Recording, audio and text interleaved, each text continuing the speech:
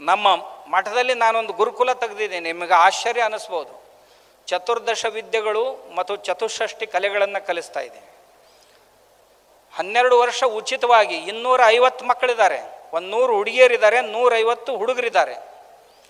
ಆ ಹುಡುಗರಿಗೆ ಎಂಥ ವಿದ್ಯೆಯನ್ನು ಕಲಿಸ್ತಾ ಇದ್ದೀವಿ ಅಂದರೆ, ಇಲ್ಲಿ ನಿಂತರೆ ದಿಗಂತದವರೆಗೆ ಎಷ್ಟು ಕಾಣಿಸುತ್ತೆ, ಇದು ಯಾವುದೂ ನನಗೆ ಗೊತ್ತಿಲ್ಲ, ಇದನ್ನು ಮಾಡಲಿಕ್ಕೆ ಬರೋದಿಲ್ಲ ಅಂತ ಅಂದಿರಬಾರ್ದವನು.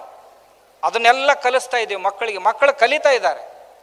ನಮ್ಮ ಮಕ್ಕಳು ಸಂಸ್ಕೃತ ಅಂತಾಕ್ಷರಿಯನ್ನು 7-8 ಗಂಟೆಗಳವರೆಗೆ ಅಂತಾಕ್ಷರಿಯನ್ನು ನಡೆಸ್ತಾರೆ. ಎಷ್ಟು? 14-15 ವರ್ಷದ ಮಕ್ಕಳು. ಆಯುರ್ವೇದ ಗೊತ್ತು ಅವರಿಗೆ, ಖಗೋಳಶಾಸ್ತ್ರ ಗೊತ್ತು. ಎಲ್ಲಿಯವರೆಗೆ ಅಂದರೆ, ಇತ್ತೀಚೆಗೆ ನಾವು ಇಸ್ರೋದ ಡೆಪ್ಯೂಟಿ ಡೈರೆಕ್ಟರ್ನ ಕರೆಸಿದ್ದೆ ನಾನು, ವೆಂಕಟೇಶ್ ಶರ್ಮಾ ಅವ್ರನ್ನ. ಅವ್ರು ಹೇಳಿದರು, ಈ ಮಕ್ಕಳು ಇಷ್ಟು ಟ್ಯಾಲೆಂಟ್ ಆಗಿದ್ದಾರೆ, ಇವರಿಂದ ನಾನೊಂದು ಸ್ಯಾಟಲೈಟ್ ತಯಾರು ಮಾಡಿ ಆಕಾಶಕ್ಕೆ ಬಿಡಿಸ್ತೀನಿ ಅಂತ ಹೇಳಿದರು. ಬರೀ ಪ್ರಾಚೀನ ಅಲ್ಲ, ನಮ್ಮ ಪ್ರಾಚೀನದಲ್ಲಿ ಆಧುನಿಕತೆಯೂ ತುಂಬಿಕೊಂಡಿದೆ.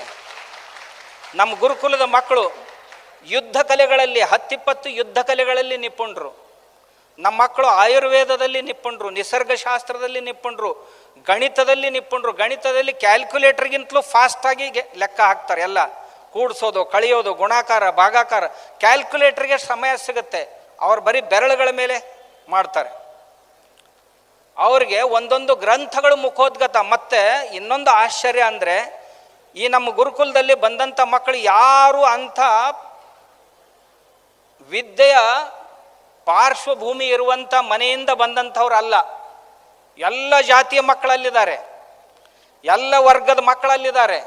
ಅವರ ತಂದೆ ತಾಯಿಗಳಿಗೆ ಓದಲಿಕ್ಕೂ ಬರೋದಿಲ್ಲ, ಬರೀಲಿಕ್ಕೂ ಬರೋದಿಲ್ಲ, ಅಂಥವ್ರ ಮಕ್ಕಳಿದ್ದಾರೆ. ಅವ್ರು ಉಚ್ಚಾರ ಮಾಡೋದನ್ನು ನೋಡಿದರೆ ನಮ್ಮ ಆಚಾರ್ಯರು ಹೇಳ್ತಾರೆ, ನಮಗಿಂತಲೂ ಈ ಮಕ್ಕಳು ಚೆನ್ನಾಗಿ ಉಚ್ಚಾರ ಮಾಡ್ತಾರೆ. ಅಷ್ಟೇ ಅಲ್ಲ, ಅವರಿಗೆ ಶಿಲ್ಪಶಾಸ್ತ್ರವನ್ನು ನಾವು ಕಲಿಸ್ತಾ ಇದ್ದೀವಿ. ಬದುಕಲಿಕ್ಕೆ ಬೇಕಾದಂಥ ಎಲ್ಲ ಕಲೆಗಳನ್ನು, ಚಪ್ಪಲಿ ಮಾಡುವುದನ್ನು ಹಿಡ್ಕೊಂಡು ಕೇಶಕರ್ತನದವರೆಗೆ, ಒಂದು ಮೋಟಾರನ್ನು ತಯಾರು ಮಾಡೋದ್ರೆ ಹಿಡ್ಕೊಂಡು ರೈಲ್ವೆ ತಯಾರು ಮಾಡುವವರೆಗೂ ಅವರನ್ನು ನಾವು ತಯಾರು ಮಾಡ್ತಾ ಇದ್ದೀವಿ, ಕಟಿಬದ್ಧರನ್ನಾಗಿ ಮಾಡ್ತಾ ಇದ್ದೀವಿ. ಇದು ನಮ್ಮ ಮಕ್ಕಳು. ಬಹಳ ಜನ ನನಗೆ ಆರಂಭದಲ್ಲಿ ಅಂದರು, ಏನು ಮಾಡ್ತಾರೆ, ಇದನ್ನು ಮಾಡಿ ಏನಾಗೋದು ಅಂತ.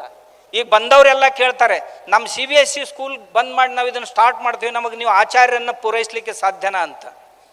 ನಾನು ಹೇಳಿದೆ, ನಾನು ಕೊಡ್ಲಿಕ್ಕೆ ಆಗೋದಿಲ್ಲ, ನೀವೇ ಕಳಿಸ್ರಿ ಕೆಲವು ಜನರನ್ನ, ನಾನು ಅವ್ರನ್ನ ತಯಾರು ಮಾಡಿ ಕೊಡ್ತೀನಿ ನಿಮಗೆ ಅಂತ.